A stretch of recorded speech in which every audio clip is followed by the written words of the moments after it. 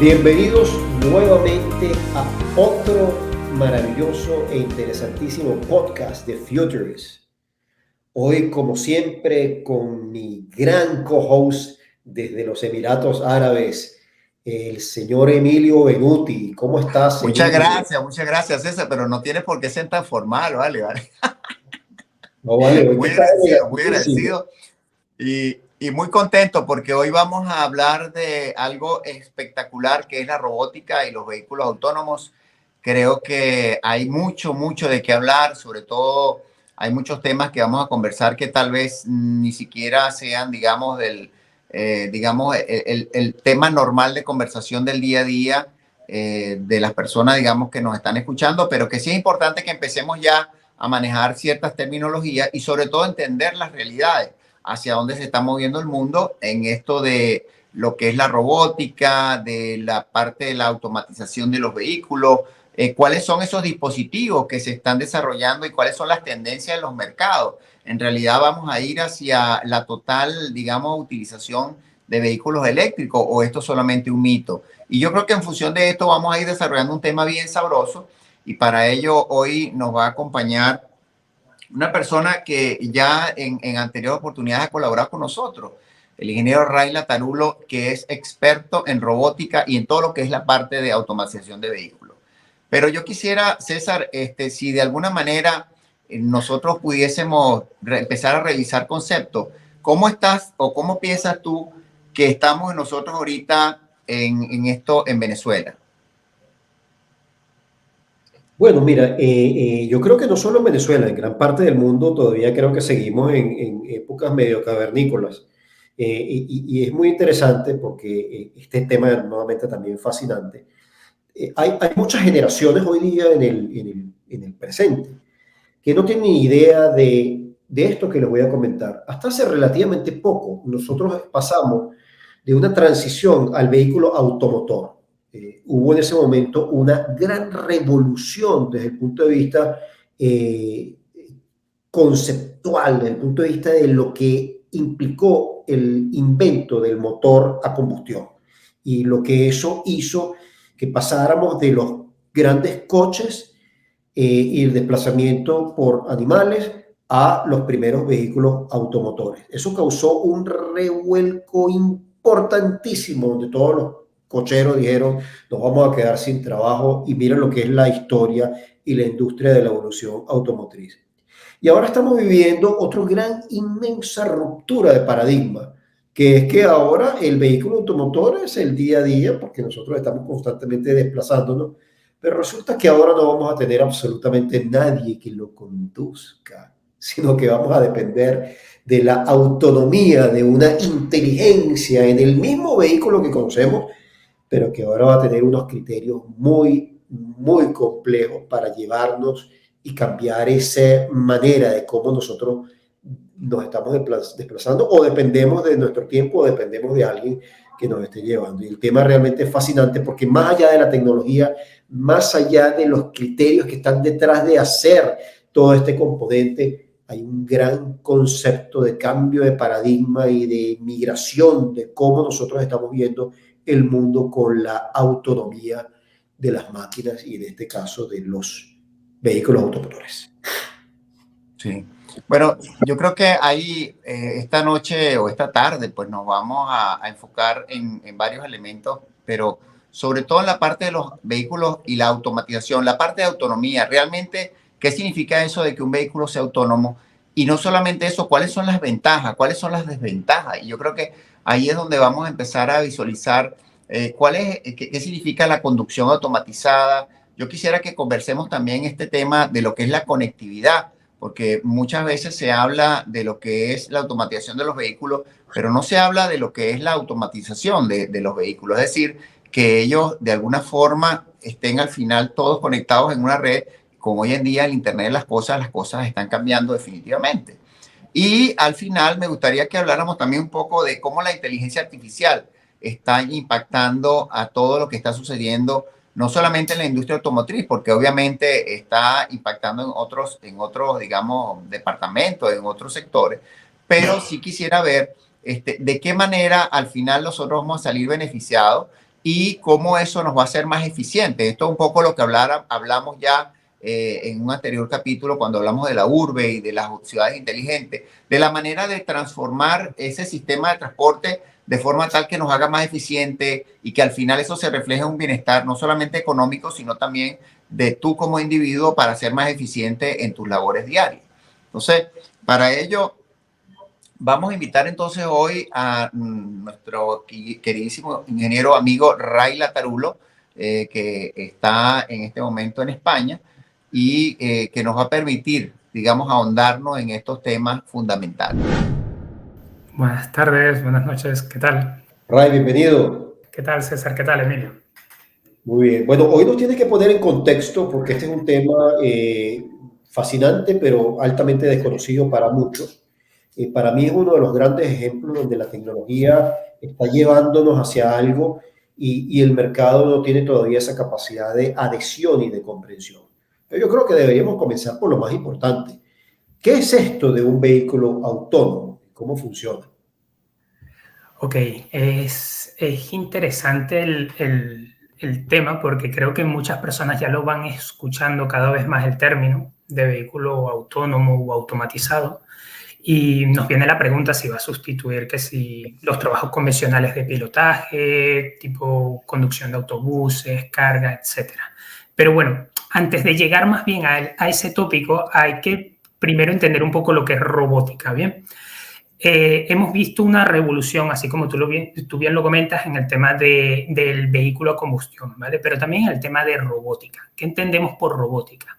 Es básicamente cuando le damos capacidades a una máquina para que nos pueda ayudar en una labor. En algunos casos puede sustituir la labor del humano, en otro sencillamente apoya la labor del humano. Bien, entonces, ¿qué ocurre? Hoy en día los vehículos ya cada vez dejan de ser más motor, como eran en la antigüedad. No voy a decir en la antigüedad porque realmente es un pasado muy reciente, pero hace años atrás. Bien, hoy en día son más parecidos a lo que es un robot en una fábrica o un robot, incluso en nuestras casas también hoy en día tenemos infinidad de robots, ¿vale?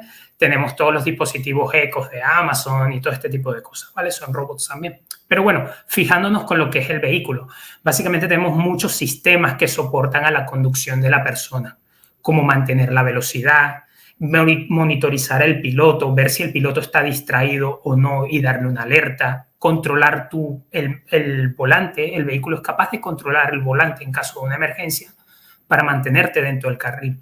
Básicamente, todas estas características que son conocidas como ADAS, por sus siglas en inglés, que significan Advanced Driving Assistance Systems, ¿ok?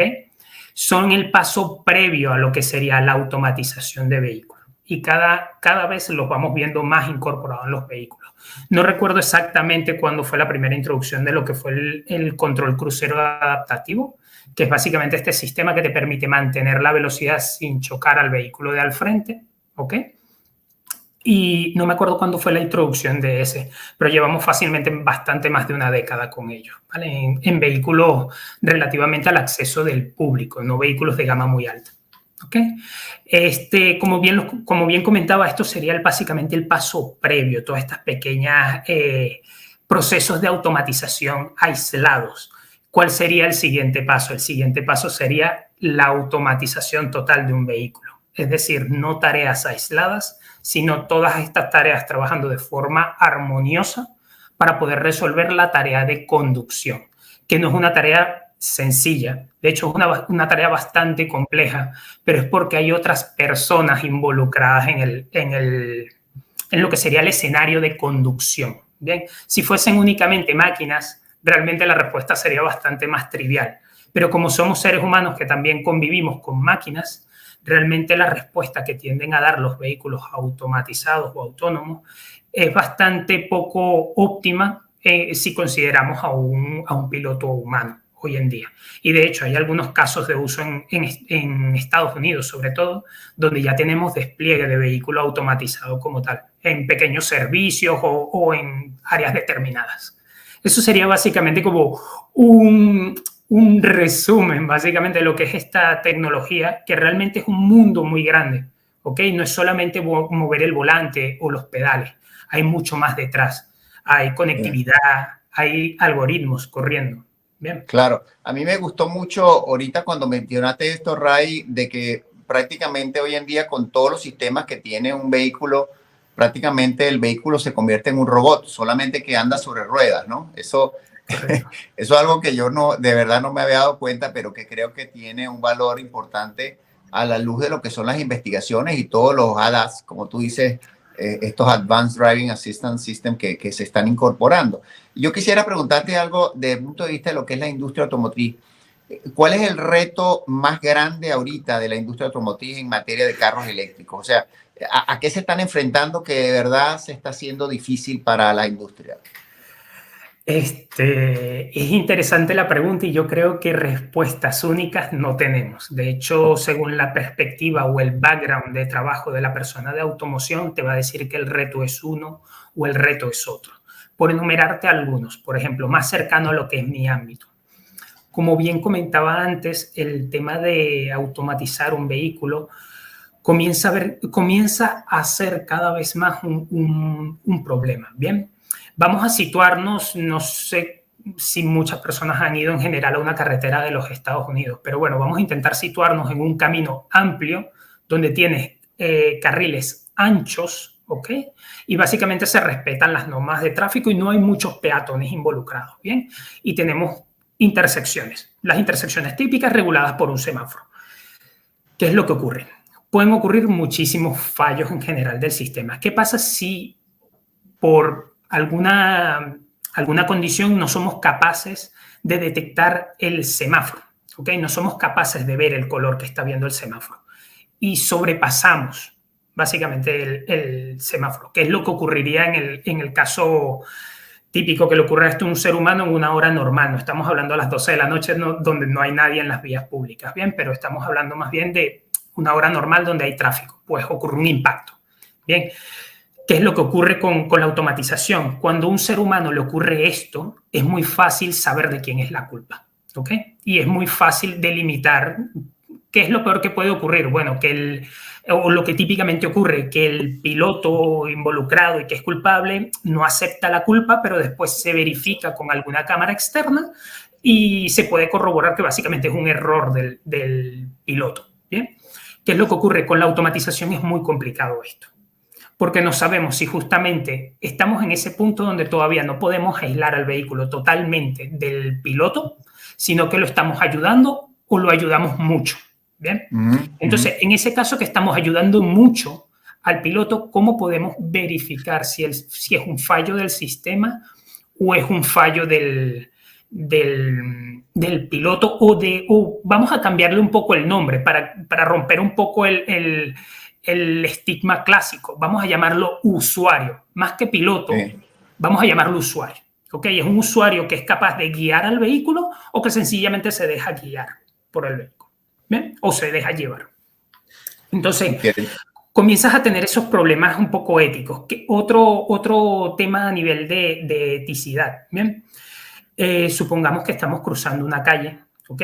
Y por alguna circunstancia puede ocurrir, vamos a suponer una moto, que es típicamente un vehículo que es vulnerable, o un ciclista, ¿bien? Que puede llegar muy rápido a una intersección, pero que es vulnerable. Que no es el caso del peatón, que también es vulnerable, pero tiende a llegar más lento. ¿Bien? ¿Qué pasa si se mete en la vía pública? Muchas veces nosotros rápidamente, lo que sería ya un tema casi instintivo, sabemos si tenemos que frenar, impactar un poco al ciclista o si somos capaces, por ejemplo, de dar un giro brusco del volante a la izquierda. ¿Por qué? Porque tenemos realmente un entendimiento total de lo que está ocurriendo a nuestro alrededor. Sabemos quién viene a la derecha, sabemos quién viene a la izquierda, sabemos muchas veces las condiciones de clima, sabemos si nuestro piso está congelado, no está congelado, sé el estado de mis llantas. Bien, hay un montón de factores que nos permitan al final sacar una conclusión que llega hasta el punto ético. Si llego a un punto en donde realmente tengo que darle un golpe a alguien, ¿quién es el que sale menos perjudicado de todo esto? Bien, eso realmente es un problema con nuestras condiciones actuales. Como les comento, básicamente el problema que tenemos es que tenemos seres humanos metidos en el loop de control de la automatización, ¿ok? Claro. Entonces los seres humanos no son controlables, no somos controlables. ¿Bien? Sí.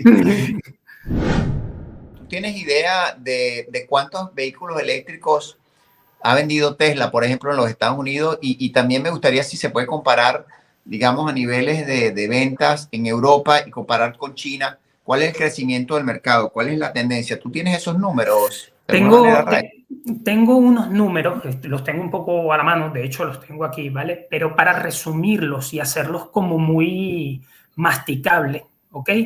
Realmente podemos dividir el tema del... Vamos a situarnos primero un poco en cuál es el market cap que realmente tienen los vehículos en su totalidad, ¿bien? Típicamente se venden 80 millones de vehículos, ¿bien? Al año. De hecho, fueron los números de 2022. De esos 80 millones, estamos hablando que la cuota de vehículos totalmente eléctricos fue alrededor de 11 millones. Para hacer los números a la cuenta antigua, vamos a ponerle 10 millones, ¿bien? De vehículos de estos. En esto, básicamente, los que serían los big players del mercado de vehículo eléctrico son 3 o 4. Bien, todo depende quién sea el autor y cómo se hayan contabilizado. Esto es otro pequeño paréntesis. Hoy en día los constructores de vehículos en muy pocas circunstancias son aislados, ¿vale? Casi siempre son grupos, ¿ok? Grupos de fabricantes de vehículos. El grupo Renault-Nissan, aunque bueno, en general en las estadísticas que tengo están bastante separados. Bien, pero bueno, regresamos al punto. Serían básicamente, vamos a quedarnos con 3 players grandes, ¿vale? Estamos hablando de Tesla y estamos hablando de una empresa china que se llama BYD o BYD, ¿ok? Entre ellos dos estamos hablando prácticamente un poco más del 20% de la cuota de mercado. Después le seguiría Volkswagen, que está bastante retirado, ¿ok? Y después seguimos teniendo un montón de empresas un poco que sus números son más pequeños. Bien, hasta ir sumando lo que serían los 10 millones a grandes rasgos que hablamos anteriormente. ¿Ok? Porque les comento que los números cambian mucho, porque también hay empresas chinas involucradas en esto. Bien, entonces es complicado ver para nosotros como occidentales tener acceso a todos los datos de las empresas chinas.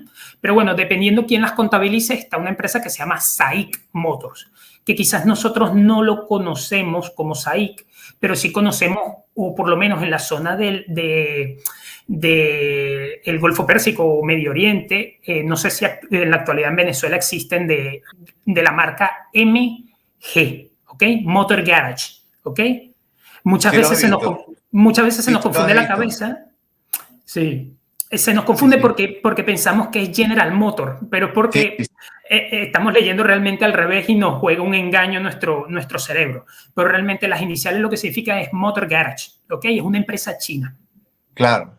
Y de hecho, en esta, si mal no me recuerdo, esta empresa SAIC también tiene, no sé el esquema de negocio que él tiene, pero también tiene participaciones en Iveco, ¿ok? Sí.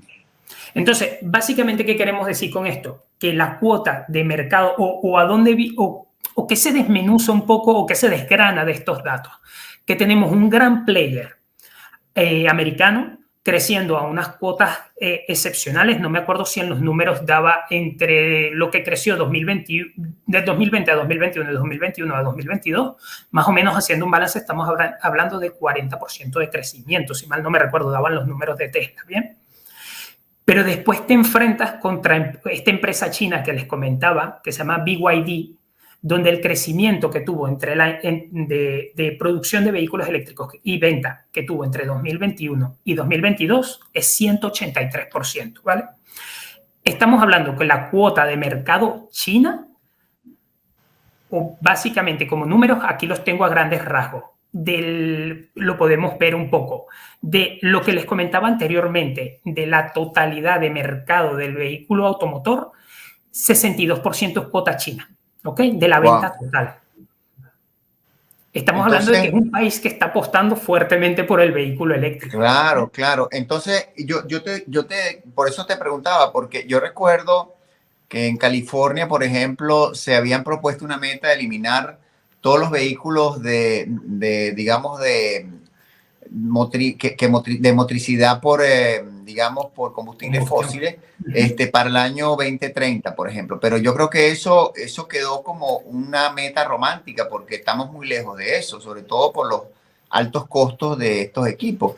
Y lo otro que me lleva mucho la atención a mí es el tema de las cargas, ¿no? Porque entonces tú tienes que tener una red de cargas a lo largo de la carretera que no necesariamente existe y no es tan rápido como tú quisieras.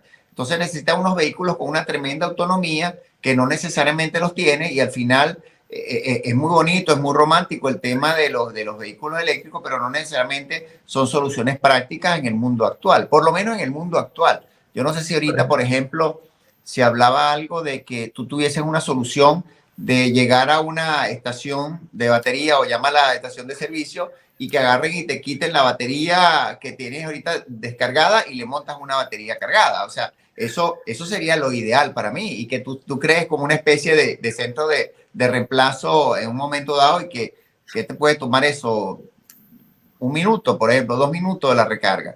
Pero esas son realidades. Yo no sé si tú realmente conoces ese tema, si hay alguna tendencia en ese sentido, si se está practicando algún tipo de desarrollo de negocio con ese formato, aunque yo sé que es cada vez más difícil por los diseños de los vehículos, porque los coches tienen generalmente las baterías en la parte inferior por el tema del centro de gravedad y todo aquello, ¿no? ¿Cuál es la realidad? Bueno, la realidad es básicamente un poco la que tú resumes. Bien, como bien decía antes, cada vez, en la actualidad, cada vez más los vehículos se parecen a un robot. Bien, y que eran lo que tenía típicamente o los robots convencionales que conocíamos cuando eras pequeño, unas baterías. Bien, ¿qué es lo que ocurre? Para andar distancias largas necesitas una gran cantidad de batería. Bien, necesitas almacenar mucha energía. ¿Qué es lo que ocurre? Que típicamente tiende a ser toda la parte de abajo del coche, como tú bien lo dices, pero es que literalmente ocupan casi toda la parte de abajo. Entonces, vuelve... Y de hecho pasan a ser prácticamente todo el peso del vehículo son las baterías, ¿ok?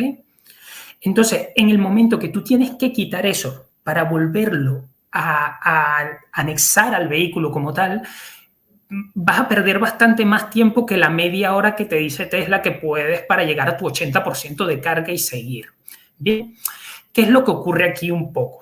Que están surgiendo nuevas tendencias en la parte de propulsión del vehículo, que era lo que decía anteriormente. ¿Cuáles son los retos de la industria automotriz? Anteriormente hablé de la parte de automatización, pero es que también tenemos en la parte de propulsión. ¿Okay? Hay planteamientos que de hecho ya se usan en la industria para propulsar otro tipo de vehículos, que es el hidrógeno.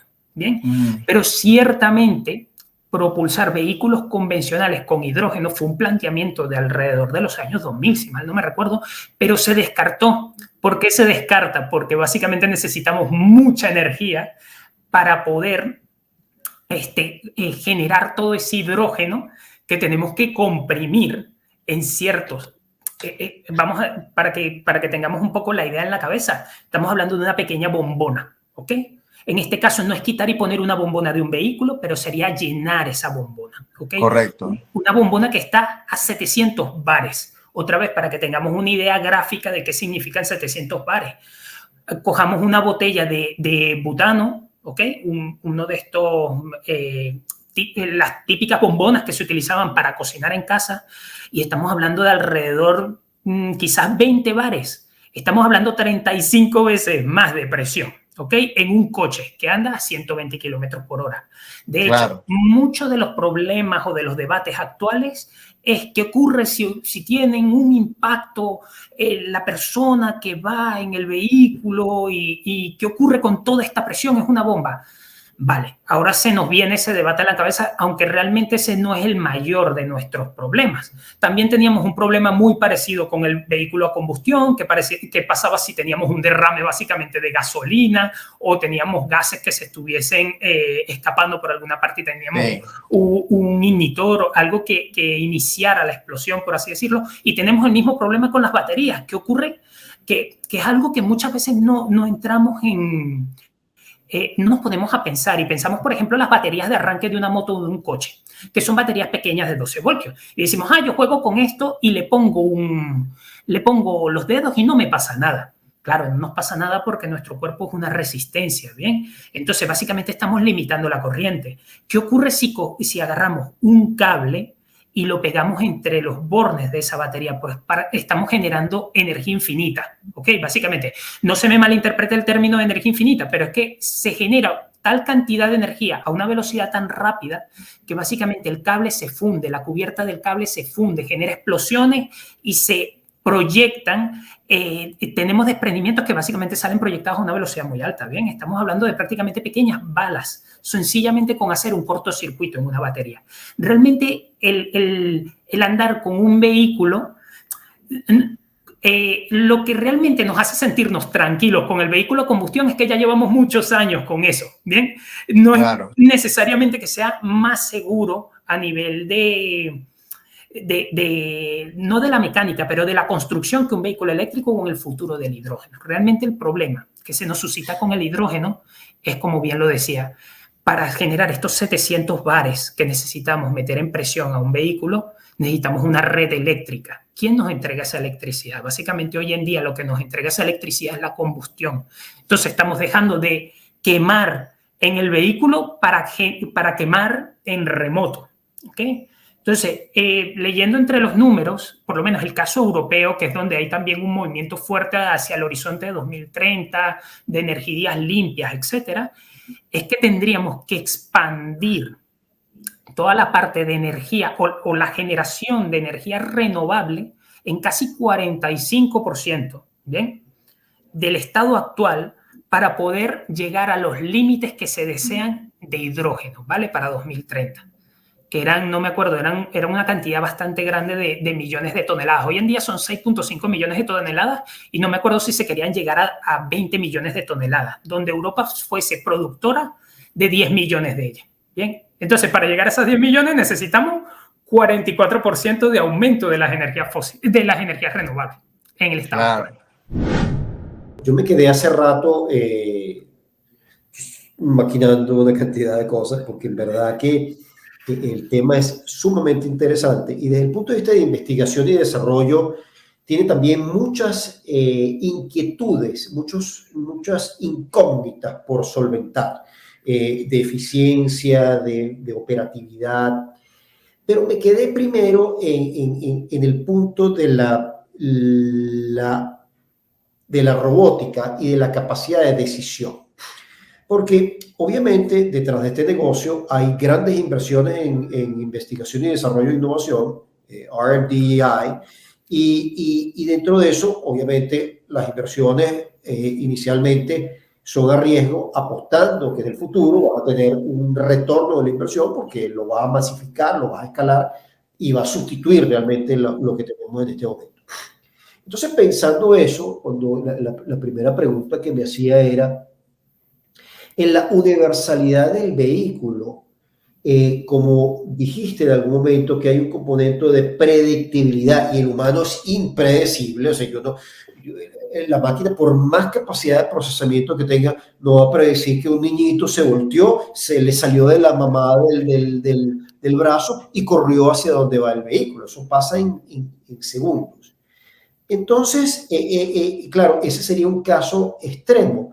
Pero ahora me voy a la capacidad de un sistema donde yo puedo traer un vehículo, pero me voy a meter en el entorno venezolano, donde los semáforos no necesariamente están todos en rojo o en azul, donde hay una serie de huecos impredecibles, donde hay una cantidad de factores, donde ese componente de interpretación tiene que ser sumamente inteligente para hacerse tan universal para que funcione en diferentes mercados. Entonces, no es lo mismo el mercado venezolano, las autopistas de anchas unidireccionales, donde los cruces, las intersecciones están señaladas en Alemania, en Estados Unidos, que Brasil o la India o Venezuela. Entonces, ahí creo que hay grandes debates en la evolución y nuevamente me resonó mucho cuando empiezo a ver las cifras de apuesta de grandes mercados, grandes constructores, de hacia dónde va esa tecnología. Eso por ese lado, ¿no? Esa era una de las grandes preguntas. Obviamente, yo también como ingeniero me estaba debatiendo la funcionalidad del reemplazo, la operatividad para que sea mucho más fácil. Y la otra pregunta es un poco más curiosa dentro de la complejidad. El carro autónomo, cuando se le cruza a alguien, va a tener la capacidad de responder y decirle, desgraciado, no te atravieses, o nada dentro del, como es lo que tenemos hoy día. Debates tecnológicos sumamente complejos, ¿no? Que además tienen otro componente importante, Ray, que tiene que ver con la infraestructura de soporte alrededor de estos sistemas, ¿no? Y que creo que todavía hay mucho que recorrer. Háblanos un poquitico entonces con todo esto que te planteé de la evolución sistemática de todo ese gran ecosistema hacia la automatización y la robótica, de esto que se va a convertir en relativamente poco en un nuevamente cambio de paradigma del transporte a nivel mundial. Es así, es así. Vamos a ver cómo podría organizar tal cantidad de ideas, porque realmente son muchas, ¿bien? Y realmente nos hacemos la idea que en Estados Unidos ya está la infraestructura o que en Europa está la infraestructura, ¿bien? Y la realidad es que todavía falta mucho y en general, si se quiere llegar a un horizonte de 2030 con cada vez más estos sistemas en la calle, pues hace falta acelerar un poco el paso, ¿bien? Típicamente nos limitamos a pensar que la única limitación que va a tener el vehículo automatizado, ¿ok?, va a ser la infraestructura vial, porque es el problema que nos atañe a nosotros como venezolanos y que vivimos, sobre todo la degeneración de las rutas, de las calles, ¿bien? Estamos hablando de señales de tráfico que nunca fueron actualizadas. Yo no estaba vivo ni siquiera probablemente cuando se pintaron esas señales de tráfico y no han sido actualizadas, ¿bien? Inevitablemente esas actualizaciones mecánicas se van a tener que hacer, ¿bien? Y es sobre todo porque cada vez más el mundo va a ir tirando a ello, o los países desarrollados van a ir tirando, ¿ok? Y pueden ocurrir dos cosas. Si básicamente no nos juntamos, aunque sea de forma medio limitada, a ese carro, pues se va a ir separando aún más la brecha de lo que es riqueza y pobreza, y va a ir desapareciendo lo que es esa clase media o países de clase media. Bien, pero bueno, limitando y vamos a suponer que el caso de infraestructura vial es un caso solucionable, es con dinero, una organización correcta a nivel gubernamental, pues ya podríamos solucionar eso. Bien, ahora tenemos otro problema, que es el problema tecnológico. Bien, el problema ético que yo mencionaba anteriormente, hay personas que están trabajando en ello, bien, y no necesariamente en vehículos. De hecho, es todo el movimiento fuerte que hay en lo que es inteligencia artificial. Bien, hay muchas vertientes de lo que se conoce como inteligencia artificial, ¿ok? Pero y no es como mi core de expertise o mi núcleo de entendimiento, pero sí tengo relación bastante fuerte con la tecnología en su día a día. Bien, entonces, ¿qué es lo que se está intentando o qué es lo que se está trabajando hoy en día? Con lo que es inteligencia artificial generativa, ¿ok? ¿Qué es inteligencia artificial generativa? Es esa inteligencia artificial que más de describir patrones que ya previamente aprendió, es capaz de, entre comillas, razonar el problema que tiene en el momento y dar una solución, ¿ok? Si no entienden o no han escuchado exactamente a qué me refiero con inteligencia artificial generativa, quizás sí han escuchado ciertos temas que están en revuelo público también, que es ChatGPT, por ejemplo. La famosa aplicación esta que te permite interactuar con ello a través de un bot. ¿Qué es un bot? Un robot, pero que no tiene partes mecánicas, ¿ok? Es sencillamente electrónico. Entonces, ¿qué es lo que ocurre con este tipo de algoritmos? Que te permiten interactuar, razonar, entre comillas, que necesitas una gran cantidad de poder de cómputo. Cuando tú intentas descargar ese poder de cómputo en un vehículo, te das cuenta que no tienes espacio, porque si no tendrías que tener la maletera llena de ordenadores generando cálculos constantemente. ¿Bien? Entonces, básicamente, ya el problema ético sabemos que tenemos una serie de algoritmos que lo están trabajando, pero aún falta. Cometen fallos, no somos capaces de entender exactamente por qué razona una cosa o lo otro. Entonces, ese sería el caso del problema del algoritmo a nivel ético. Después decimos, vale, este algoritmo, ¿cómo lo hago funcionar? Hoy en día también es cierto que existen conceptos de trabajar de forma descentralizada. Es decir, enviar información a un PC, ordenador, computadora en remoto o una serie de computadoras, generar un cálculo de forma distribuida y regresarlo al ordenador. a bordo del vehículo. ¿Qué es lo que ocurre con esto? Estamos hablando de milésimas de segundo, ¿ok? Claro. Donde tenemos que, primero, asegurar que sea robusta la comunicación y segundo, que la latencia sea mínima, porque cero es imposible. Bien, básicamente, ¿qué entra aquí? El 5G. Necesitamos infraestructura 5G. Entonces, como pueden ver, se va estirando cada vez más la cantidad de cosas que necesitamos a nivel de infraestructura, pero por lo menos lo que es computación en la nube y comunicaciones de baja latencia es algo que nos demanda en general los avances tecnológicos. ¿Bien? Claro, entonces tú vas a tener, pensando en lo que es la tendencia mundial de lo que son el Internet de las cosas, y justamente cuando estamos hablando de todo esto, vemos cómo hay una conectividad entre lo que es el vehículo autónomo y todo lo que es la parte algorítmica, la parte de procesamiento, y al final tienes que hacer lo posible para que todos los elementos, ahí estoy hablando de el semáforo, el indicador de punto de vista visual, digamos, conectarte también como usuario, porque si de repente pudiésemos tener a un peatón que tenga, qué sé yo, el reloj o el celular, el móvil en la mano, y que también esté mandando una señal de posicionamiento, pues va a ayudar al algoritmo a tomar decisiones mucho más importantes y mucho más precisas, ¿no? Porque incluso hay cosas que tú no ves como ser humano que la máquina sí las está viendo porque hay un detector que le está dando un feedback de que hay algo detrás de esa máquina y de eso hemos visto, digamos, muchos elementos y accidentes que han sucedido a lo largo de los años, pero yo creo que en ese sentido sí, el 5G, como tú bien dices, va a ayudar y definitivamente vamos a tener que empezar a ver esto seriamente en el tema de infraestructura, pero también el tema de la inteligencia artificial, como tú lo comentabas. Ahora, yo creo que sería bueno evaluar, Ray, y aquí es donde yo quiero que tú me ayudes.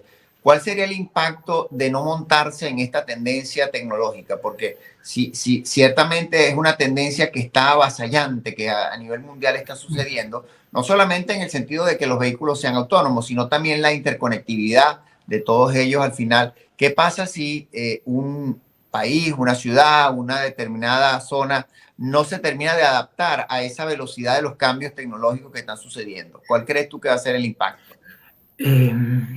Bueno, es otra pregunta, en parte me toca un poco incluso lo emotivo, ¿bien? Porque siento que es complicada y realmente los países en vías de desarrollo tienen un panorama complicado adelante, ¿vale? ¿Por qué? Básicamente, vamos a situarnos un poco. Todo este tema de tendencias tecnológicas va haciendo que ciertas carreras profesionales tengan que evolucionar, ¿ok? No estamos hablando de que las carreras van a dejar de existir, ¿ok? Correcto. Pero sí van a dejar de existir como las conocemos hoy en día, ¿ok? Tenemos hoy en día, por ejemplo, vamos a situarnos con, que no es nada personal con la contabilidad, ¿bien? Pero vamos a situarnos en contabilidad. Básicamente la contabilidad son números. Hoy en día podemos llevar registro de absolutamente todas las transacciones que se hacen de forma electrónica, ¿ok? Por consiguiente, básicamente podemos automatizar todo el cálculo que genera la contabilidad clásica. Si adicionalmente a eso le ponemos vamos a decir, un cerebro que es autónomo de cierta forma, aguas arriba, donde es capaz incluso de decirte, mira, tienes que, ¿cómo trabajamos estos datos? Bueno, que ya estamos hablando más que contabilidad, estamos hablando de economía.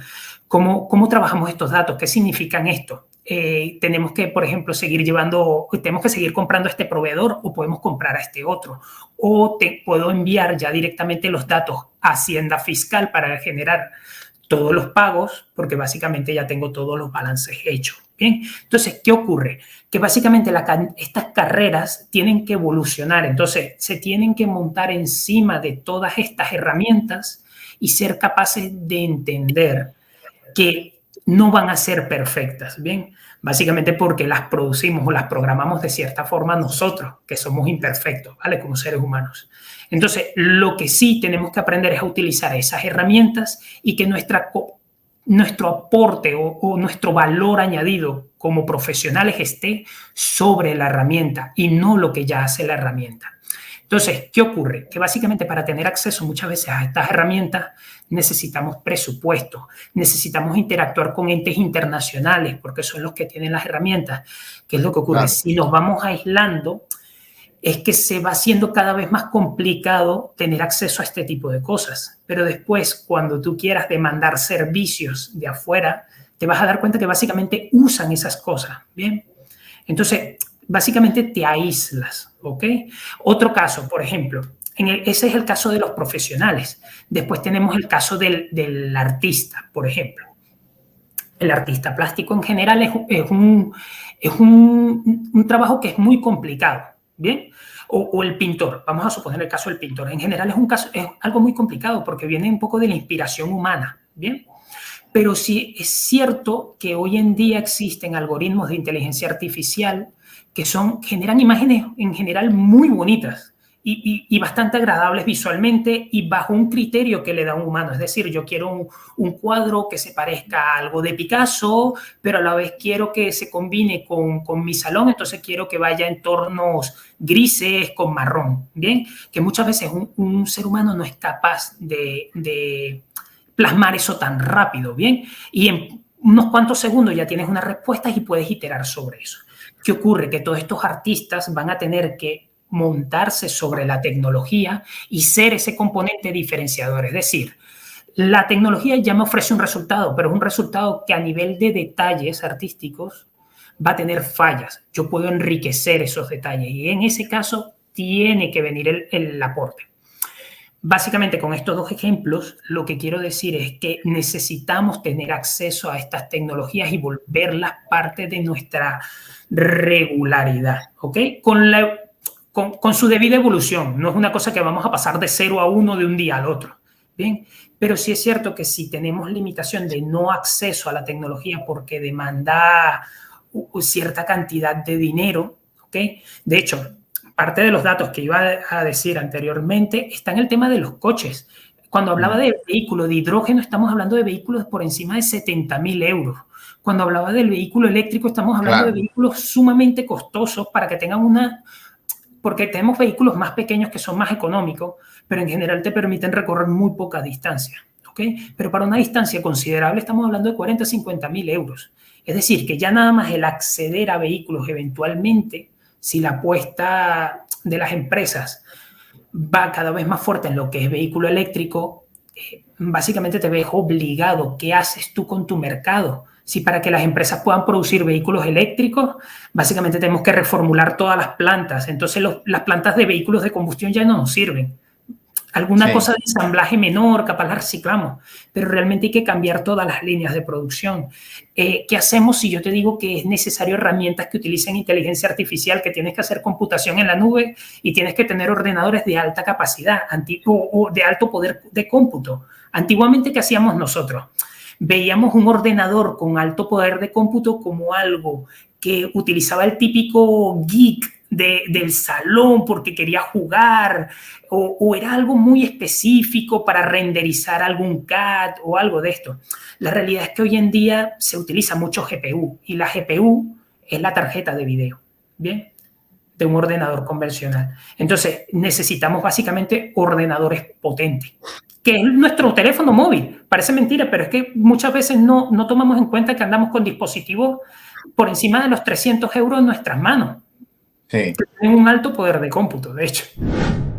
Mira, Ray, quiero hacerte una pregunta como venezolano. Nuevamente, estos son los grandes dilemas que muchos pensadores muchos futuristas están abordando todo esto. Pero sin duda estamos viendo una transición acelerada en algunos momentos, todavía otras más aletargadas, que tiene que ver con la migración o ya no disponer de los elementos de combustibles fósiles. Y te hago esta pregunta porque como venezolano, nosotros tenemos debajo de este piso, aquí en la tierra, las reservas probadas más grandes del mundo y la pregunta es, ¿se van a quedar allá abajo sin tocarlas o sacarlas? ¿O el mundo para ti, dentro de lo que estás viendo en evolución y todo lo que estamos avanzando, ¿cuánto tiempo le das tú a la conversión de que esas energías tradicionales dejen de ser protagónicas y se convierta esto en un estándar? Otra pregunta difícil que yo creo que no me ha quitado el sueño, pero sí me ha hecho pensar muchísimo. De hecho, creo que me falta un poco de cabello por haber pensado tanto durante mis años de vida, ¿bien? y realmente es un panorama.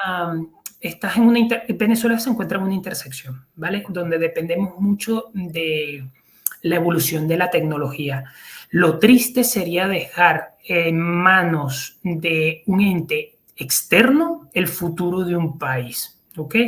Entonces, básicamente, si la conversión energética se logra hacer de forma reliable o robusta, bien, y comienzan en general un mayor número de países a adaptarse a estas nuevas tendencias energéticas, realmente petróleo siempre va a hacer falta, ¿bien? Para producir plásticos, etcétera. Lo que pasa es que quizás no vamos a poderlo consumir o no vamos a producir energía o beneficios como producía en un pasado en Venezuela, ¿ok?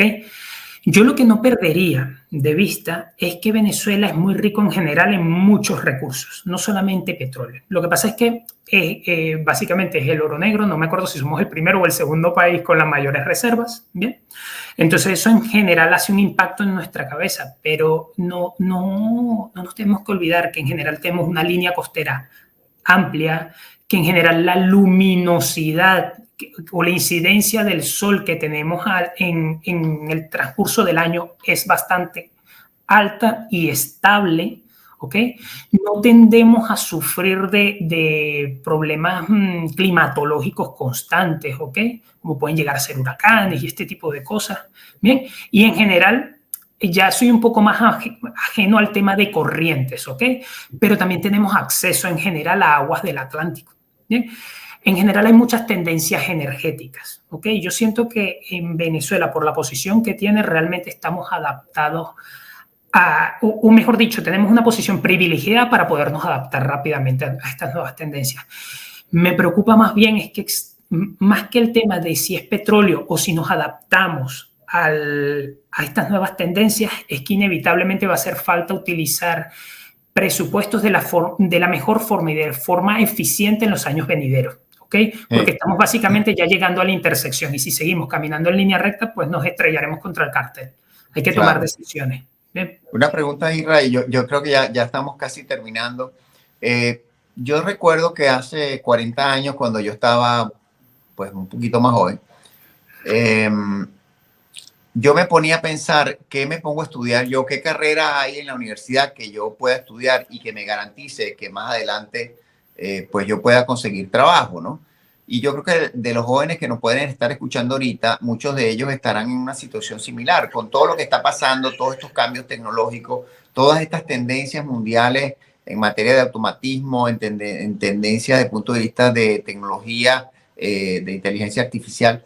¿Cuáles son las carreras entonces que tenemos que estudiar? Porque al final, muchos de los jóvenes que están ahorita acá escuchándonos y que nos van a escuchar en el futuro, ellos dirán, bueno, me gustaría saber qué voy a estudiar en la universidad o qué me debería yo preparar. ¿Hay alguna recomendación en ese sentido? Tú que estás metido, digamos, de lleno en toda esta parte de robótica y de automatización. Bueno, más que por la carrera, vamos a decirlo, más que por el ámbito en donde trabajo, tiraré un poco por el orgullo de haber sido o de haber estudiado ingeniería, bien. Entonces, vamos a decirlo, mi rayo emotivo dice que tiene que haber más ingenieros en el futuro, ¿bien? Viéndolo de una forma más, vamos a decirlo, sin irme por el lado emotivo, ¿ok? Siento que en general hacen falta reformular mucho los pensum de estudio, ¿ok? Independientemente la carrera que se estudie o la profesión que se dedique a ejercer, o que una persona dedique su vida a ejercer de ahora en adelante, debería tener en cuenta que hay avances tecnológicos y intentar, en la medida de lo posible, estar informados. Hoy en día contamos con dispositivos móviles muy potentes y conexión a Internet de forma constante. Bien. Los avances tecnológicos están resonando con mucha fuerza y llegan básicamente a todas las personas. De hecho, un ejemplo sencillo otra vez es que el tema de ChatGPT y el debate de todas estas inteligencias artificiales llegó a Instagram y a TikTok, ¿ok? Estamos hablando que básicamente el común de las personas puede generarse preguntas. Entonces, ¿qué es lo que debería estudiar las personas de ahora en adelante? Es la profesión, que ellos sientan más pasión, pero necesitan desarrollar la curiosidad en tecnología. ¿Okay? Claro. Es algo que siempre ha existido, sobre todo existe en los jóvenes, pero hace falta incentivarla más, porque hay personas que básicamente tienen una curiosidad un poco más vaga. ¿Okay? Es necesario profundizar. Hoy en día estas herramientas no son difíciles de ser utilizadas. De hecho, me recordaba mucho antes del programa, antiguamente uno se recuerda la imagen de un padre que le daba miedo que uno tocase el ordenador, porque lo podías dañar, ¿bien? Pero lo podías dañar porque el sistema operativo era inestable, porque había muchas cosas inestables. Hoy en día parece mentira, pero no vamos a dañar las cosas por tocarlas en software, ¿bien? Claro. Lo que puede ocurrir es que se nos caiga de la mano y rompamos algo, pero esa variable siempre está presente, ¿ok? Entonces, no tengamos miedo a toquetear las cosas, ¿ok? Y a través de la misma curiosidad, intentar entender de ahora en adelante qué es lo que uno medianamente hace a nivel de seguridad. Hay otro tópico que no estamos tocando, porque bueno, el programa tiene una duración de tiempo y esto es otro mundo, pero es el tema de seguridad, ¿ok?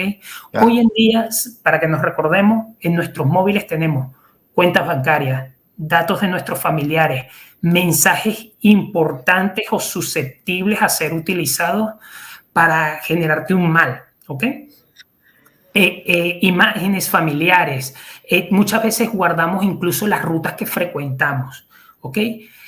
Todo esto puede ser utilizado de forma correcta y de hecho es utilizado de forma correcta, pero siempre hay gente maliciosa, ¿ok? Entonces, la única forma de entender lo que una persona maliciosa puede llegar a hacer con la tecnología hacia nosotros es usando la tecnología y medianamente claro. Entendiéndolas como usuario, ¿ok? No hace falta entenderla a nivel de algoritmo, es sencillamente entenderla a nivel de usuario.